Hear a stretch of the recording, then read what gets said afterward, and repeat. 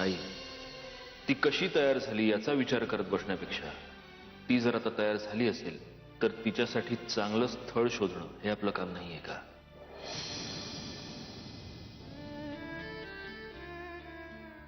वहिनी, मला बोलवलंस? हो, बसा. जरा महत्वाचं बोलायचं होतं तुमच्याशी. बरेच दिवस बोलीन बोलीन म्हणत होते आणि राहून जात होतं. मग बोल की. विषय जरा नाजूक आहे पण महत्वाचा आहे. म्हणजे प्रियाच्या लग्नाबाबत आपण काहीतरी करायला पाहिजे. म्हणजे तसा विचार करायला पाहिजे. त्यात काय विचार करायचा? अहो, तिच्यासाठी स्थळ नको का बघायला? म्हणजे तू तिला सून नाही करून घेणार? पण या विषयावर आपलं बोलणं झालं होतं वहिनी. मग आता हे काय बोलायलीस?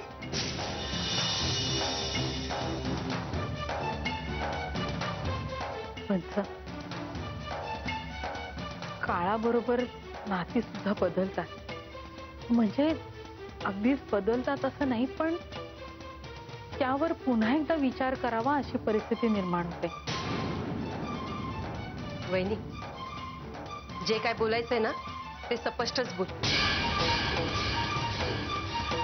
पंच, अहो, बदललेल्या परिस्थितीमध्ये प्रियानं सत्यजितला विसरणंच योग्य नाहीये का? तिचं स्वतःचं नवीन आयुष्य, नवीन संसार हा सुरू करणं हे जास्त बरोबर नाहीये का? म्हणजे वहिनी, पुन्हा तिचं मन मोडायचं.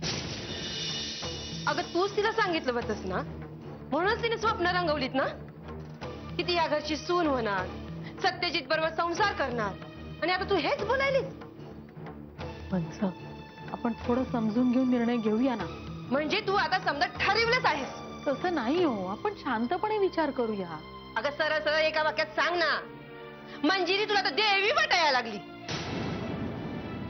पंच, तसं नाहीये. थोडं समजून घ्या. एखाद्याचा संसार कधीतरी मोडणार, या आशेवर एखाद्याने जगणं हे कितपत योग्य आहे? हे बघ, शब्दाचे महाल बांधू नकस. आज तुला मंजिरी महत्वाची वाटतीय म्हणून मागं तिनं केलेली करणी समधी इसरून जायची हे कितपत योग्य आहे? पंच, प्लीज, मी तुम्हाला विनंती करते हो, थोडं समजून घ्या. नाही, मी तुला शेवटचं सांगते. मंजिरीला या घरातून बाहेर काढायचं आणि प्रियाच या घराची सून होणार. मग बघ, सत्यजित आणि आपलं हे घर सुखी होऊन जाईल. माझ्या एका प्रश्नाचं उत्तर द्या. मंजिरीच्या बाळाचं काय? का? प्रिया होईल की सत्यजितच्या बाळाची आई.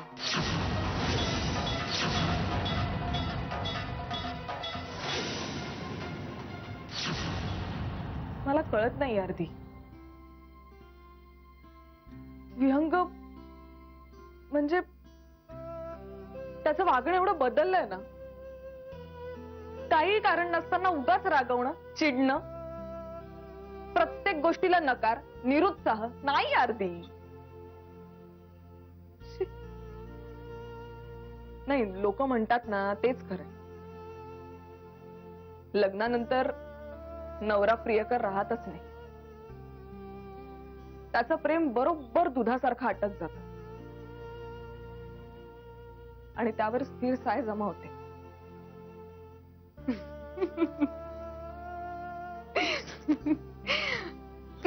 सॉरी. तू हसतेस बी? सॉरी. तुला चेष्टा वाटते का सगळी? मी जे सांगते ते विनोदी वाटतंय? मधुरा, असा काय विचार करतेस तू बाळा? आणि विहंग भाऊजींचं तुझ्यावर किती प्रेम आहे हे तुला माहित नाहीये का? तेव्हा बाबांच्या, यांच्या सगळ्यांच्या विरोधात जाऊन त्यांनी तुझ्याशी लग्न केलं. असा विचार नाही करायचा मधुरा. आणि हे काय असं लग्नानंतर प्रेम कमी होतं असं कोण म्हटलं तुला? प्लीजच दी, तू त्याची बाजू घेऊन बोलतेस पण तुला खरी परिस्थिती काहीही माहित नाही. मधुरा, हे बघ, असं उठता बसता माझं तुझ्यावर प्रेम आहे, माझं तुझ्यावर प्रेम आहे असं म्हटलं म्हणजेच प्रेम असतं असं काही नाही. अगं, उलट लग्नानंतर दोन जीव एवढे एकरूप होतात की त्यांचं एकमेकावर किती प्रेम आहे हे त्यांना शब्दात सांगायची गरज नाही पडत. तुला काय ग, हे बोलायला खूप सोपं वाटतं. तू त्यांना सांगितलेल्या 2 गोष्टी त्यांनी केल्या नाहीत म्हणून तू असा विचार करतेस.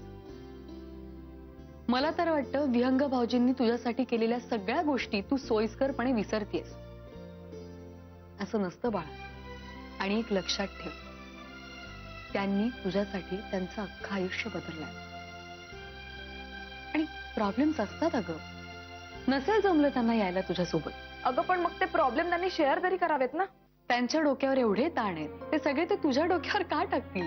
आता तू नाही सोयीस्कर अर्थ लावत आहेस. हे बघ मधुरा, लग्नानंतर नवरा बायकोत समजूतदारपणा असणं फार महत्वाचं आहे. समजूतदारपणा जर असेल तर अगदी विरुद्ध टोकाचे स्वभाव असलेले नवरा बायको सुद्धा एकत्र आनंदाने राहतात. आणि एकदा का तो समजूतदारपणा हरवला मग परत नाही सापडता का? सगळंच निरर्थक होऊन बसतं. आणि मग एकमेकांवर कितीही प्रेम असलं तरी नवरा बायको कठीण परिस्थितीत सापडतात आणि एकमेकांपासून वेगळे होतात.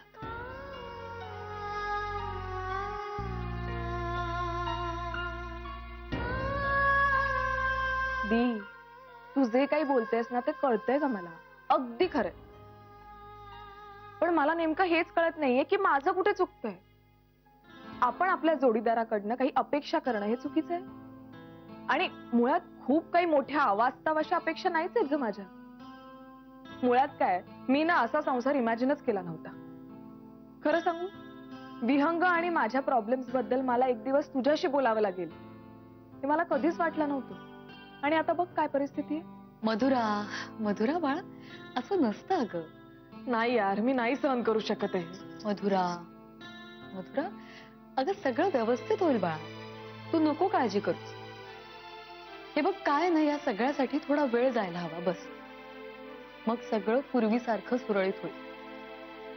आणि मग तेव्हा विचार करशील हे जे काही प्रश्न मला पडत होते ना ते किती चुकीचे होते म्हणून.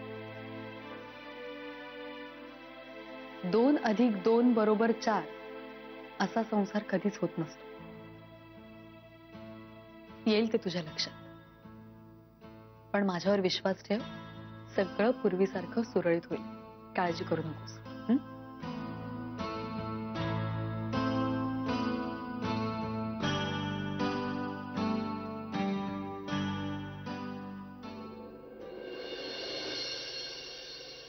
सगळं सुरळीत व्हावं अशी माझी इच्छा आहे Sachin.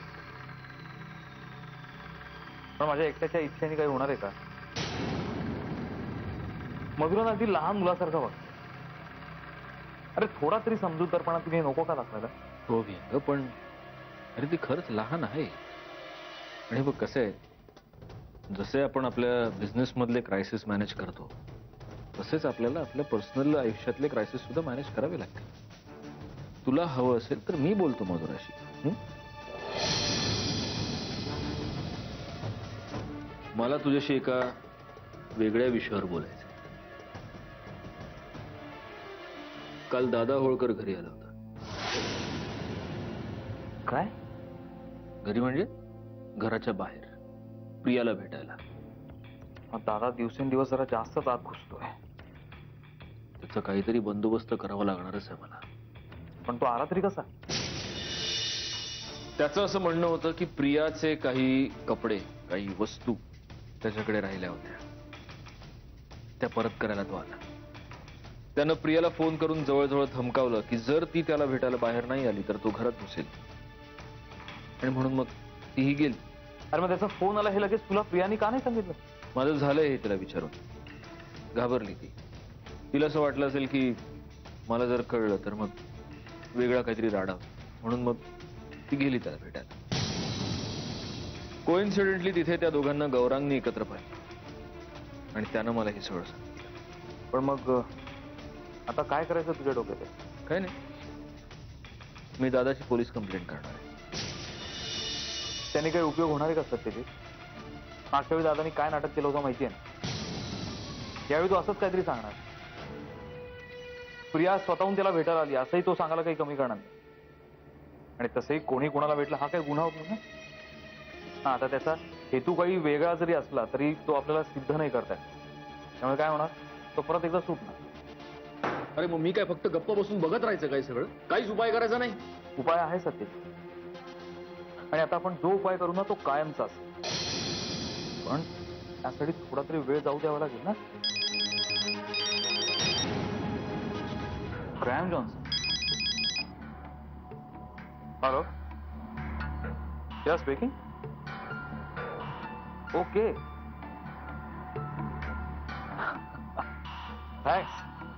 Thanks a lot. Yeah, bye, have a nice day. Satyajit, आपले वाईट दिवस संपले आता. म्हणजे अरे ग्रॅहम जॉन्सनचा फोन होता. त्यांनी आत्ताच आपली बॅलन्स अमाऊंट आपल्या अकाउंटवर ट्रान्सफर केली.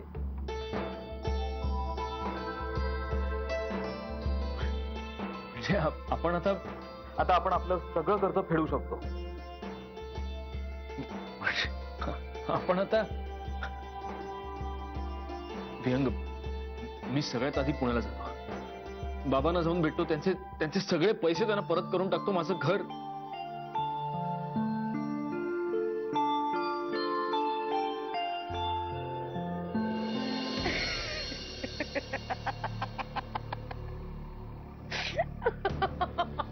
नेत्रा, बास झाला आता.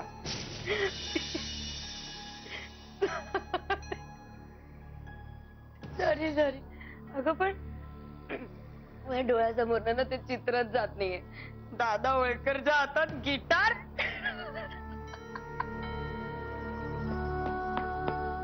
म्हणजे तू गोरी काजोल आणि दादा गावरान शाहरुख. नेत्रा, बास झाला आता. एकाच गोष्टीवर किती वेळ हसणार आहेस? डोक्याला ताप करून ठेवलाय त्या दादा होळकरनी. पण प्रिया, दिस इज नॉट फेअर. हा, दादा नको ना म्हणू यार, कॉल हिम मिस्टर होळकर.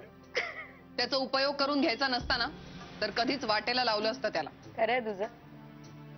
पण प्रिया, जरा जपून. दादा होळकर काय चीज आहे अजून माहिती नाहीये तुला. कधी त्याच्या हातातलं गिटार टाकून देऊन त्याचा हात तुझ्या गळ्यापर्यंत येईल ना, कळणारही नाही तुला. दुधारी तलवार आहे दादा होळकर.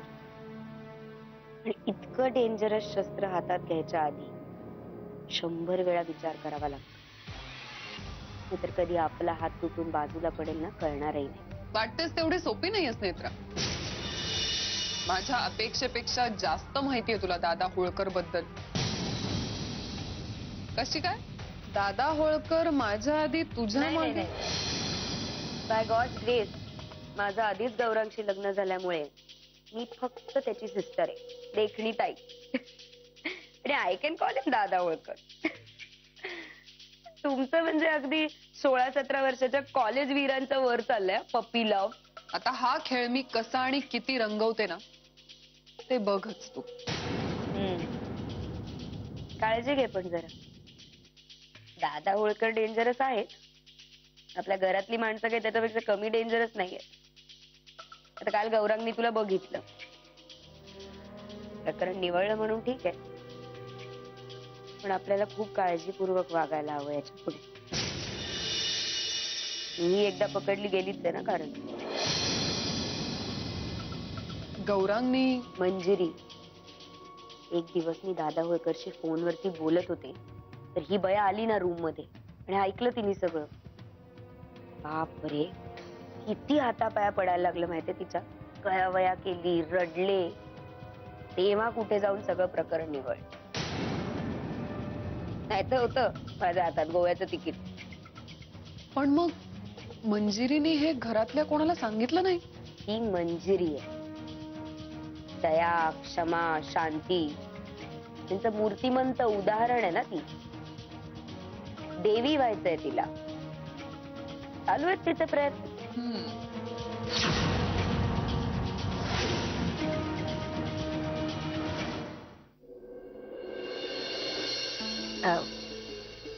हे बघा शालिनी ताई, सगळे चांगल्या मुलांचे फोटो आहेत. खरं सांगू का, मी ना वाटच बघत होते तुम्ही प्रियासाठी मुलगा कधी बघायला सांगताय त्याची. सगळे राजबिंड्या मुलांचे फोटो ठेवलेत हा काढून. अगदी वेगळे ठेवले होते, अजून दाखवले नाहीयेत कुणालाच. हो, आता तुम्ही ही स्थळं आणली आहेत म्हटल्यावरती चांगलीच असणार म्हणा. आता हे फोटो तुम्ही प्रियाला दाखवा. तिला जो पसंत पडेल ना, त्याची पत्रिका, घरदार, त्याच्याबद्दल बोलूच की आपण नंतर. काय आहे ना, आजकाल मुलांची पसंती आधी. अहो, तो काळ गेला आता. मोठ्यांनी निर्णय घ्यायचा, लहानांनी तो ऐकायचा. बरं, मी निघते आता. तुमचं काय ठरेल तसं कळवा मला. हा, अगदी फोनवरनं कळवलं तरी सुद्धा चालेल. बर, येते हा मी.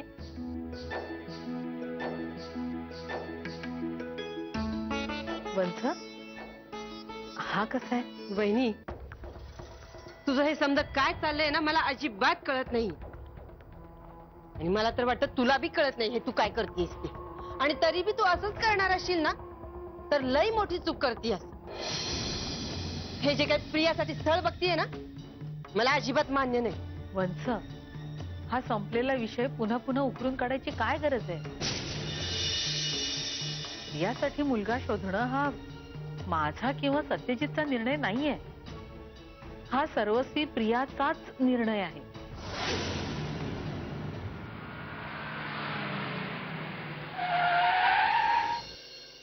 मंजिरी, अहो, आई, इतक्यात आलात सुद्धा?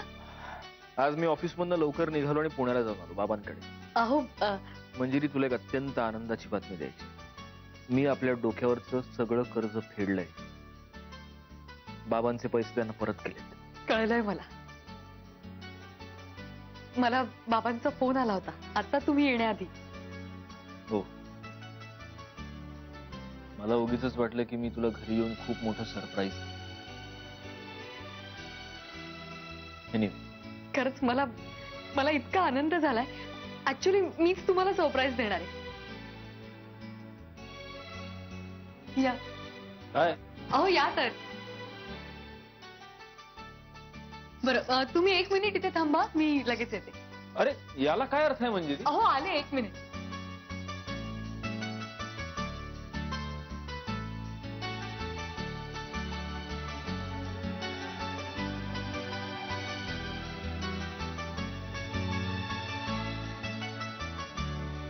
अहो,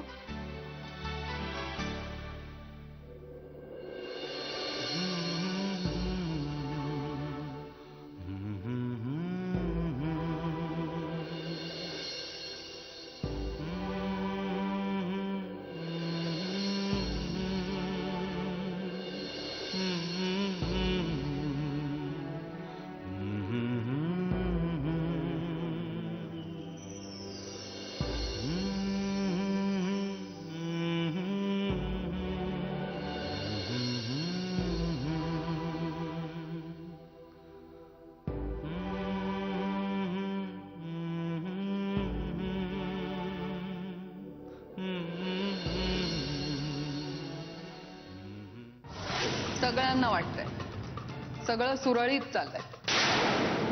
सत्यजितला पण वाटतंय चला सुटलो आपण प्रियाच्या तावडीतून. असं कसं होईल? सत्यजित, सगळं सुरळीत छान खूप दिवस नाही चालत अरे असं. हेही तुला मीच समजावून सांगायला पाहिजे. हरकत नाही, मीच समजावून सांगेन. आत्या, ये ना बस. काय आत्या, आजकाल माझ्याशी बोलायलाही वेळ नाही ना तुझ्याकडे.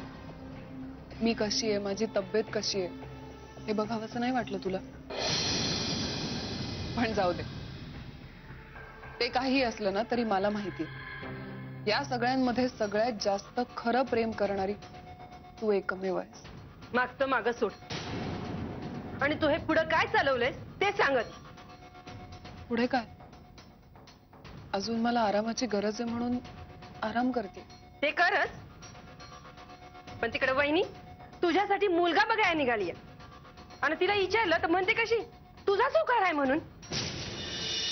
हो, मीच होकार दिलाय. तुझं डोसकं फिरलंय की अक्कल इकून खाल्लीस? अगं, ज्या सत्यजितचं सपान पाहिलंस त्यालाच सोडून निघालीस. अगं, काय काय नाही केलं सत्यजितला मिळवण्यासाठी. आणि तू हे काय बोलायलीस? ये बघ प्रिया, तुला कळतंय का? तू स्वतःच्या हाताने स्वतःच्या पायावर दगड मारून घेतीयास. माझा ऐक, आता काही महिन्याचीच गोष्ट आहे. एकदा का सत्यजितचं मूल जन्माला आलं की ती मंजिरी या घरातून आणि सत्यजितच्या आयुष्यातून कायमची निघून जाईल. अगं मग हे समजा तुझंच आहे. आत्या प्लीज, हे बघ, माझ्यासाठी सत्यजित आणि त्याचं प्रेम हा विषय संपलाय, कायमचा. अगं तुला येड लागलंय का? काय बोलतीयस तू? माझा विचार झालाय. मी आता सत्यजित मंजिरीमध्ये कधीही येणार नाही. त्यांना त्यांचा संसार सुखाने करू दे. मी निघून जाईन, त्यांच्या आयुष्यातून कायमची निघून जाईल. आत्या, आधीच माझ्यामुळे मंजिरीच्या आयुष्यात तिला खूप त्रास सहन करावा लागलाय. तुला माहितीये, ती मला तिची जवळची मैत्रीण मानते, माझ्यासाठी एवढं काही करते. नाही, आता मी तिला आणखी नाही फसवू शकत. प्रिया, अगं इथंच तर जीव जळतोय माझा. त्या मंजिरीमुळे सत्यजित कधी बी आयुष्यात सुखी होणार नाही. सत्यजित सुखी व्हायचा असेल तर तूच एक आशा आहेस आमची, आणि तूच असं बोलायलीस. अगं त्या मंजिरीनं सत्यजितच्या आयुष्याची काय माती केली हे बघितलंच नव्ह तू? अगं सत्यजितच्या आयुष्यासाठी तरी तू. आत्या, आतापर्यंत जे झालं ते झालं, पण आता यापुढे प्लीज मला माफ कर. अगं